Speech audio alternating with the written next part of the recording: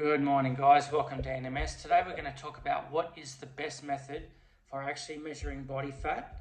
And we're going to look at three different methods. We're going to look at a DEXA scan, we're going to look at skin folds, and we're also going to look at in-body scan or bioimpedance measurements. So let's first have a look at DEXA scan. So what is it? Dual energy X-ray absorptiometry. Okay, so basically what it is DEXA uses X-rays to distinguish between bone, lean tissue, and fat mass.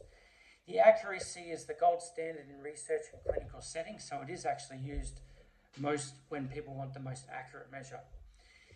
It's the most reliable and non-invasive method that they have. It's affected by the following things though: hydration, meal timing, and different machine calibrations can shift results. The error margin is generally about plus or minus 1 to 2% body fat when performed under consistent conditions. It is the best for research and relatively precise individual tracking, as said. Can overestimate fat in lean athletes, since it sometimes classifies intramuscular glycogen water as fat. Can underestimate fat in obese populations depending on calibration. But among practical tools, it is the closest to the 4C model, but not flawless. Okay. Skin fold calipers. They're the ones that I use mostly. Okay. I have a really good pair of Harpenden calipers. Okay. They're stainless steel calipers. They've been well calibrated. Okay. They're probably the best ones in terms of the skin fold calibrations. Okay. I do tend to find that the more you do them, the more accurate they become. So skin fold calipers measure subcutaneous fat thickness at specific sites, then uses the regression equations to estimate total body fat. The accuracy is highly dependent on the skill of the person taking the measurements and the equation used. Okay, so the more sites we do, the more accurate it is, and obviously the skill of the person doing it, their experience, and how they're doing it makes a difference.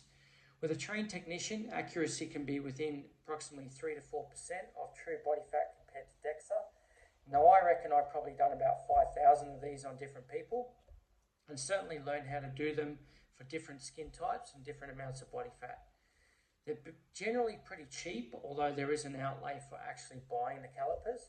They're accessible and reliable method for tracking changes over time if done consistently. Okay.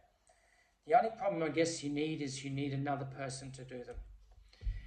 Now, they depend heavily on the skill of the person as mentioned, the measurements and the equation used. It's the best tool for tracking changes over time using consistent methods and tester. It may underestimate fat, okay?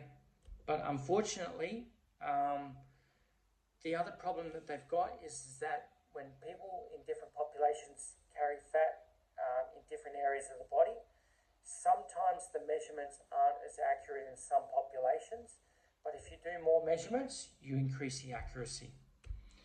So in-body or bioelectrical impedance measurements, okay, or BIA. It works by sending a weak electric signal through the body, which estimates body composition based on electrical resistance.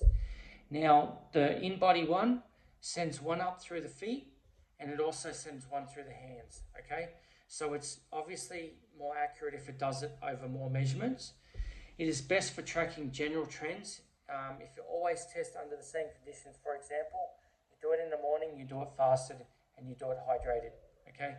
So if you were to go straight to the gym, hydrate, get your measurements done, great. The convenience is high, but the accuracy is low, okay?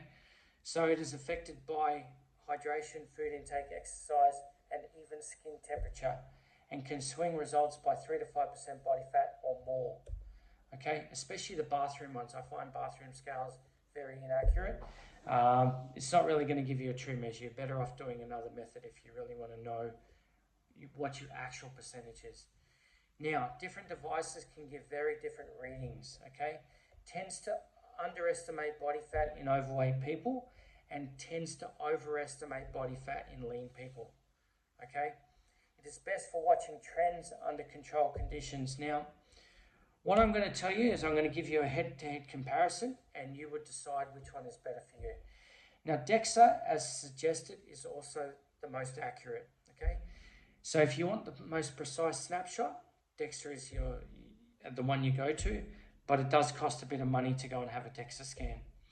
Skin folds are the most practical and fairly accurate if the technician is skilled, so you got to go and get a person who knows what they're doing.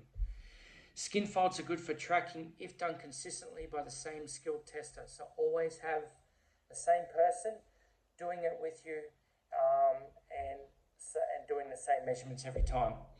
Skin folds are the best if you want a cheap and repeatable method, as mentioned. And skin folds are hard to beat in terms of the ease and accuracy. Okay. In body are the most convenient because you don't need another person. Okay. But the least consistent. In body is good if you want quick and easy feedback, but don't obsess over the number. Focus on the trend. So they have to be going down. Okay. If it's not going down, okay, over the course of time, you're not losing body fat. Okay. But if you're looking at to be accurate, one time, let's say you get 19%, the next time you get 19.2, you've got a massive difference in accuracy on the in-body, so I take the numbers with a grain of salt. But over time, if let's say 3 months ago you went from 20% body fat and then you went down to 10% body fat, it trended down over time.